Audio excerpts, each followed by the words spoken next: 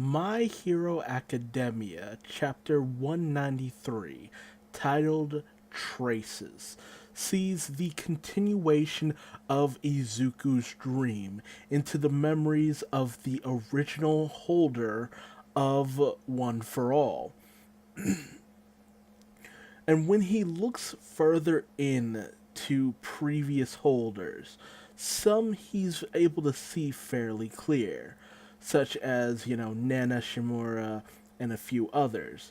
For some reason, All Might, Toshinori Yagi, is consumed in this energy, flame like energy. And so his, actual appearance is very much obscured. And then there are two others that are completely consumed in this shadow. So there's a possibility they might come into play later down the line somewhere. Although it's very much implied that, several hundred years have passed since the origination of One for All. So, how they would come into play is very much unclear. However, we see the basically a debate between All for One and the put I guess future in since this is a flashback holder of One for All, and it's basically a back and forth. You know, All for One is under this grand assumption that he's correcting things in the world. That with the way that powers have just been chaotically distributed out to all these people, he's under this kind of obligation to, take powers away from those who don't want these powers or see their powers as a defect in their appearance and just want to live simple lives, and given the people who have been pushed around with those by those in with power and gain these abilities to get back at them.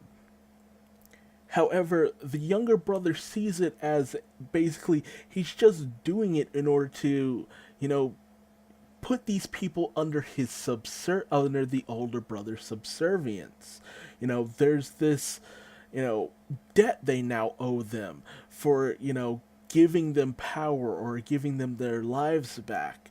There's just it's clear he has the older brother has a malicious intent for everything that he does, but the older brother is so blinded by his ability and what he's doing and how he feels like what he's doing is just taking the power away from those who would, just chaotically do whatever they wish, and basically bringing them under his umbrella. It's like, oh, you have power and you want to run wild? Well, you'll do it under my name and for my reasonings.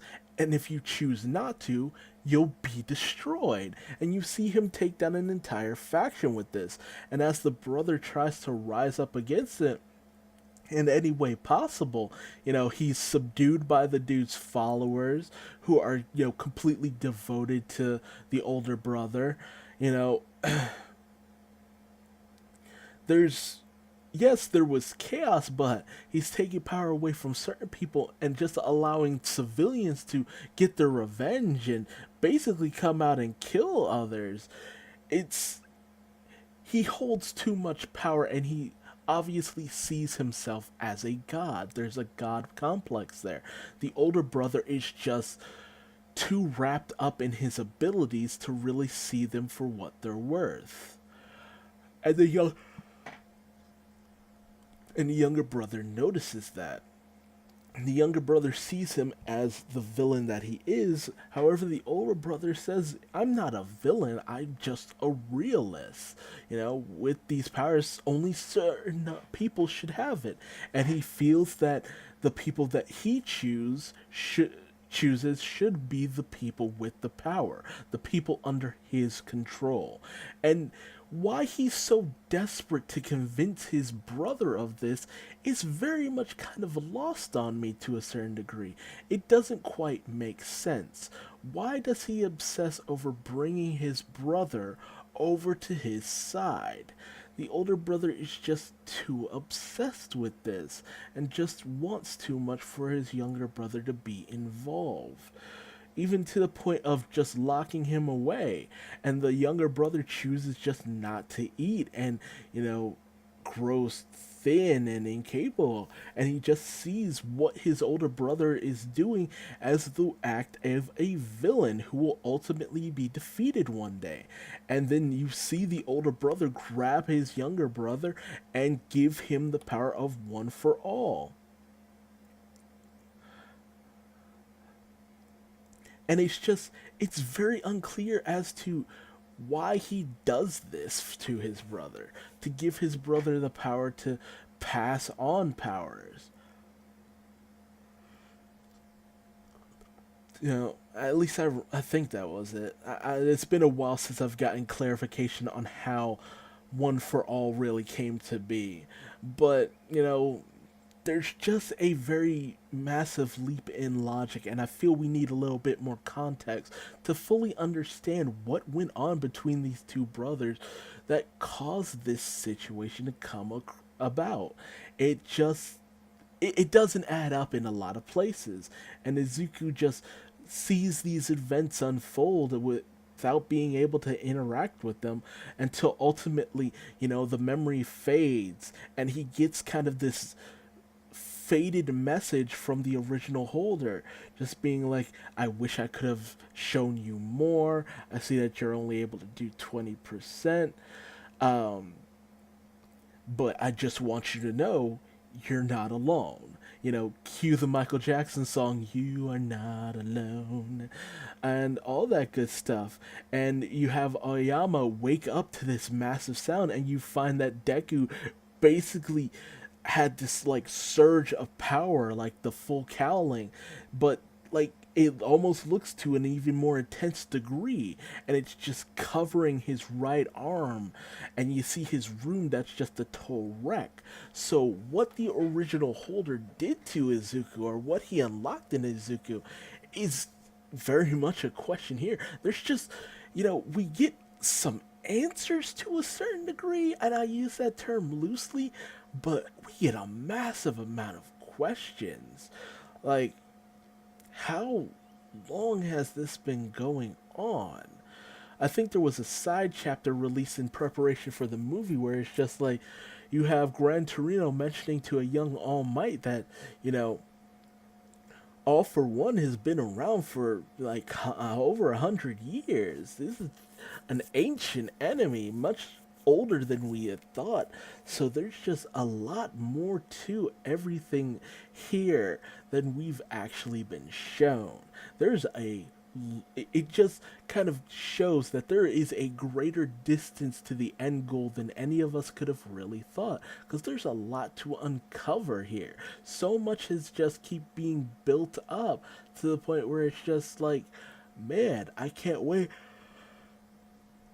to see a lot of this stuff get answered. But there's so much to really speculate on. It's just like, what drove the older brother mad? You know, what caused him to have this complex? Is it something similar to Bakugo, where he was just praised so much for his abilities that, you know, he ended up becoming this unrelenting jackass of a person?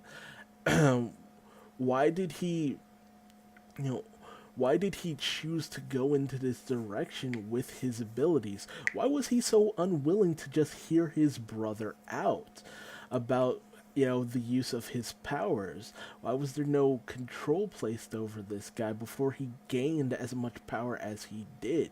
You know, he had to start from somewhere. It just raises so many questions. And ultimately, another question is just, you know, what is happening to Izuku's body? You know, what did the original holder want to pass on? Because he makes it very clear he wanted more time to give Izuku more answers, but they just wasn't able to be brought across. So what's going on with Izuku and his body is anyone's guess. Maybe he was granted the ability to use more power, but, you know, that was shown to be more of a physical thing, or rather than anything else. But at the same time, the fact that, you know, all these other characters who weren't as big and mighty and muscular as All Might were able to use this uh, one for all power so easily indicates that it's something deeper than just a physical body. There's something greater here. So maybe the original holder bestowed on Deku the ability to use maybe up to 30 or 50% of the power. But, that's very up in the air. But, you know, a good chapter overall. It's just that there was just so little yet a lot that happened in it. There's only so much you can really talk about without it just being speculation upon speculation upon speculation. But hey, if you want a video like that, feel free to leave a comment down below and tell me, if you'd like me to theorize a bit on this, because at the moment I got nothing, but I could probably think of something later down the line. And yeah, leave me a like if you like this video and subscribe for more My Hero Academia. What new power has been unlocked inside Deku? Just gonna have to wait and see.